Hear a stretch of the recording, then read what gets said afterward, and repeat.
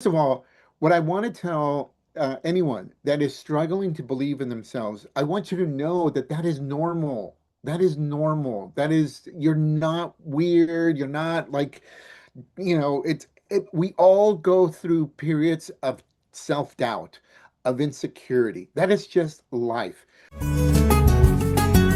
Well, hello, Dame. Hello, Oscar. How are you doing? I'm doing fantastic. Good. It's morning for you. I know it's nighttime for you. Yeah, it's 10 p.m. here, but I'm so excited to Oh, meet you. Thank you so much for being here. of, of course. No, absolutely.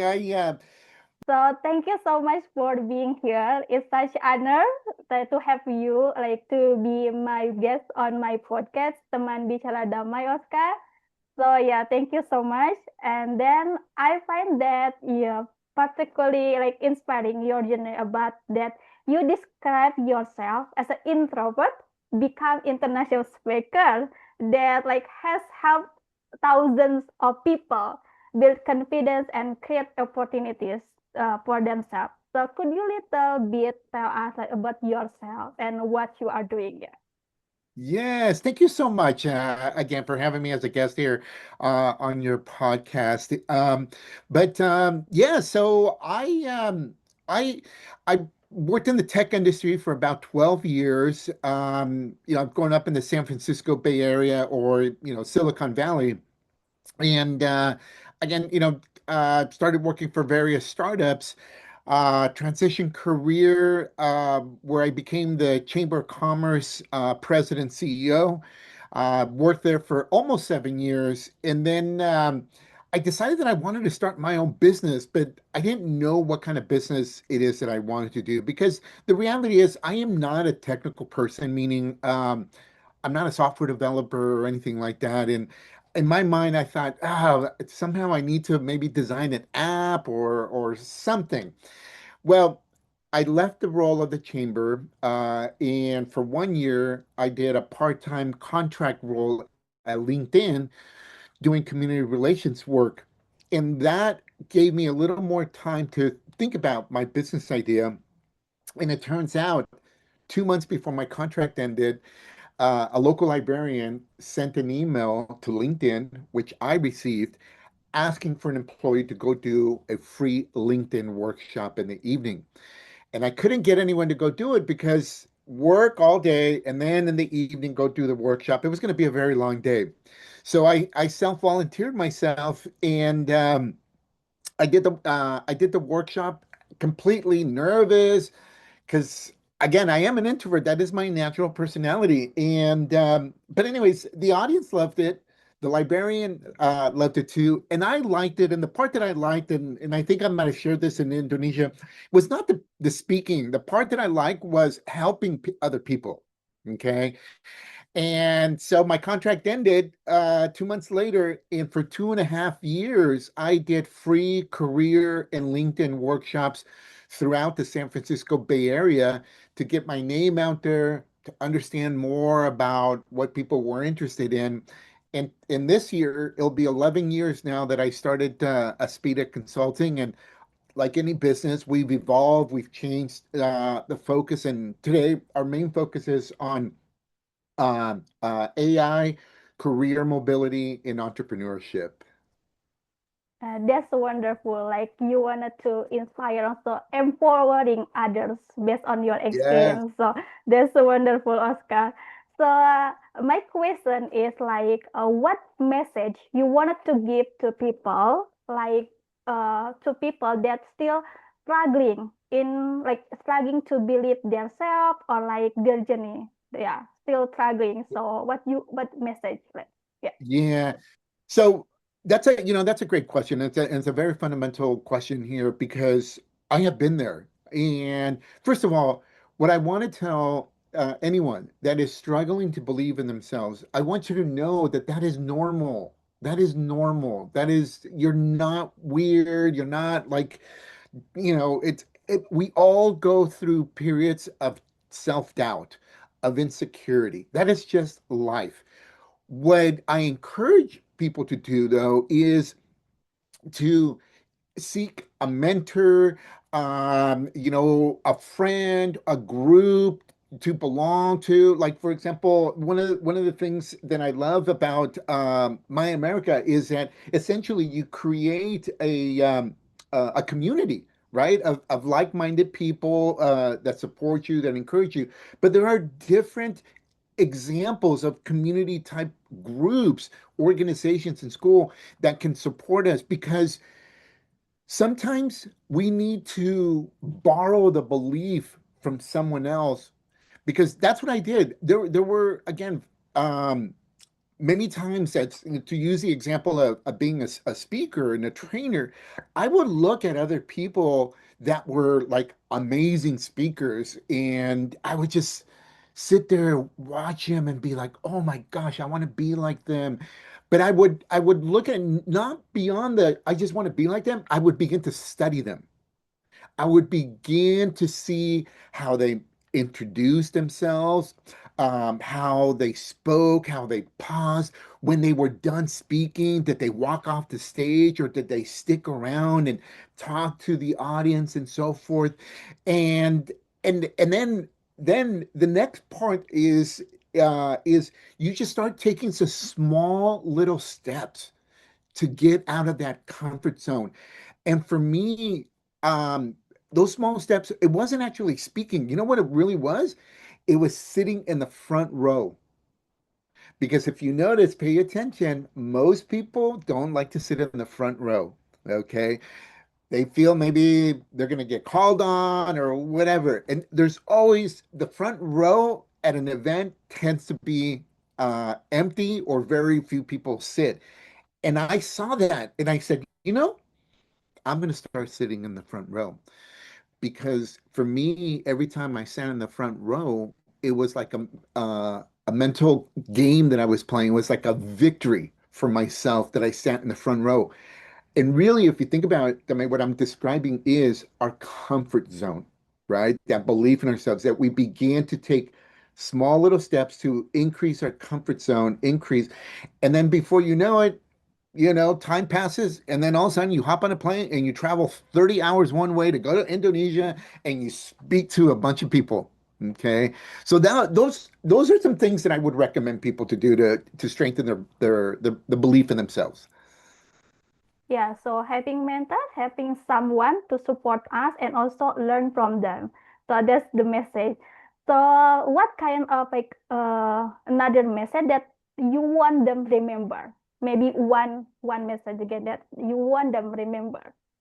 Yeah. So, and this is what, because right now I just posted something on LinkedIn this morning. But what I want people to remember one message is that you do not have to wait to be invited to have a seat, to get a seat at the table. Oftentimes we hear, and at least in the US, I hear a lot people say, get a seat at the table. And it's a metaphor for being in the room where decisions are being made. And I agree with that. But I also challenge people to take it to the next level. And that is that I encourage people to own the building. Because when you own the building and you have the keys to the building, you decide who you want to invite to that table. Wow, that's We, beautiful. yes, because I oftentimes also say, like, stop settling for crumbs. You know, crumbs, right? Breadcrumbs. Okay, like we want the whole bread. Like, listen, I have my bread right here. Okay, I want the whole bread. I don't want to eat the crumbs that are on the plate.